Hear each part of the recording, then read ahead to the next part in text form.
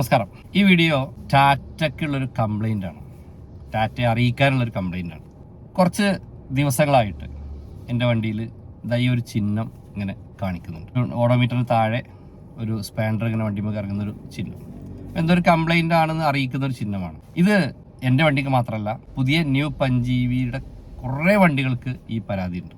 Service സെൻ്ററുകളിൽ ഈ പരാതി എത്തിയിട്ടുണ്ട്. പക്ഷെ ഇന്ന് വരെ അതിനൊരു അപ്ഡേഷൻ ടാറ്റ നൽകിയിട്ടില്ല. ഇതുകൊണ്ട് വണ്ടി ഓടിക്കാനോ നമുക്ക് യാതൊരു പ്രയാസം ഉണ്ടാക്കുന്ന സാധനമല്ല, പക്ഷെ വരാം. അതുകൊണ്ടാണ് ഞാൻ ഈ വീഡിയോ ചെയ്യാനുള്ള കാരണം. ഇതിൻ്റെ കൂളൻ്റ് പറയുമ്പോൾ 2 കൂളൻ്റ് ഉണ്ട്. മോട്ടറിലേക്കുള്ള കൂളൻ്റ്, ആ കൂളൻ്റെ കംപ്ലൈൻ്റ് ആണെന്നുള്ളതാണ് കഴിഞ്ഞ ദിവസം എനിക്ക് സർവീസ് സെൻ്ററിൽ നിന്ന് മനസ്സിലായത്. അപ്പോൾ ഞാനിത് എൻ്റെ ഫസ്റ്റ് സർവീസ് കഴിഞ്ഞപ്പോൾ തന്നെ ഇങ്ങനെ ഒരു സംഭവം ഉണ്ടായിരുന്നു.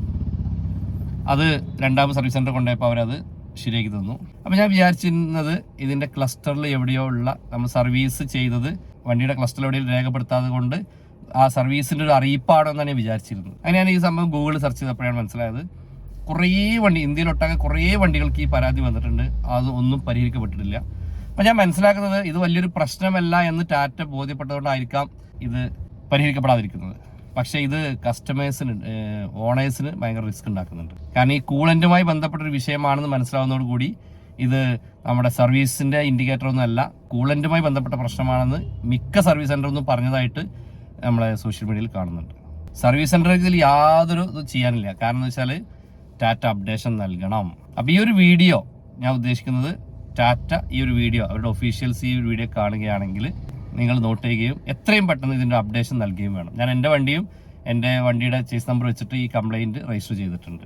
അപ്പോൾ ഇതിൽ ഇത്തരം വിഷയങ്ങൾ, ചെറിയ ചെറിയ വിഷയങ്ങൾ ടാറ്റ ശ്രദ്ധിക്കാതെ പോകുന്നതുകൊണ്ടാണ് ടാറ്റയുടെ വണ്ടി പഞ്ചീവി വളരെ നല്ല വണ്ടിയായിട്ട് പോലും സോഷ്യൽ മീഡിയയിൽ ചെറിയൊരു വിഷയം വരുമ്പോഴേക്ക് ഭയങ്കരമായ ആക്രമണം ടാറ്റയ്ക്ക് നടക്കുന്നത്. വണ്ടിക്ക് ഒരു കംപ്ലൈൻറ്റ് ഉണ്ടായാൽ അത് എത്രയും പെട്ടെന്ന് പരിഹരിച്ചു കൊടുക്കുക. കാരണം ഇത് സർവീസ് സെൻ്ററുകാരെ പറഞ്ഞിട്ട് കാര്യം അവർക്ക് ചെയ്യാൻ കഴിയില്ല. ഈ സോഫ്റ്റ്വെയർ അപ്ഡേഷൻ വരേണ്ടതാണ്, കമ്പനി നേരിട്ട് ചെയ്തു തരേണ്ടതാണ്. ആ അപ്ഡേഷൻ സർവീസ് സെന്ററിലേക്ക് വന്നാലേ അവർക്ക് ഇത് പരിഹരിക്കാൻ കഴിയുള്ളൂ. ഇടയ്ക്കിടയ്ക്ക് ഒരു 50 കിലോമീറ്റർ കഴിഞ്ഞാൽ, 2 മണിക്കൂർ കഴിഞ്ഞാൽ ഒരു 10 സെക്കൻഡ് മാത്രമേ ചിഹ്നം അവിടെ ഉണ്ടാവുള്ളൂ. കഴിഞ്ഞാൽ മാഞ്ഞു പോകും. പിന്നെ ഒരു 50 കിലോമീറ്റർ കഴിഞ്ഞാൽ വീണ്ടും വരും. എന്നാൽ എല്ലാ വണ്ടിക്കും ഉണ്ടോ? ഇല്ല. ഞാൻ ഗ്രൂപ്പിൽ അന്വേഷിച്ചു, എല്ലാ വണ്ടിക്കും ഇല്ല. ഒരു 10% വണ്ടികൾക്കേ ഉള്ളൂ.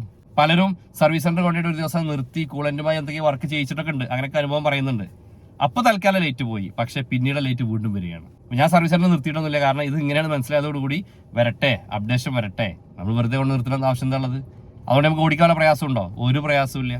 കാണുമ്പോൾ ഉണ്ടാകുന്നൊരു പ്രശ്നം മാത്രം. ഈ ഒരു വിഷയത്തെ ടാറ്റ എത്രയും പെട്ടെന്ന് പരിഹരിക്കപ്പെട്ടു തരണം. അതിനുള്ള സോഫ്റ്റ്വെയർ അപ്ഡേഷൻ, മോട്ടറിന്റെ കൂളന്റുമായി ബന്ധപ്പെട്ട സോഫ്റ്റ്വെയർ അപ്ഡേഷൻ എത്രയും പെട്ടെന്ന് ടാറ്റ നൽകണം എന്നാണ് ഈ ഒരു വിഷയത്തിൽ എനിക്ക് ആവശ്യപ്പെടാറുള്ളത്.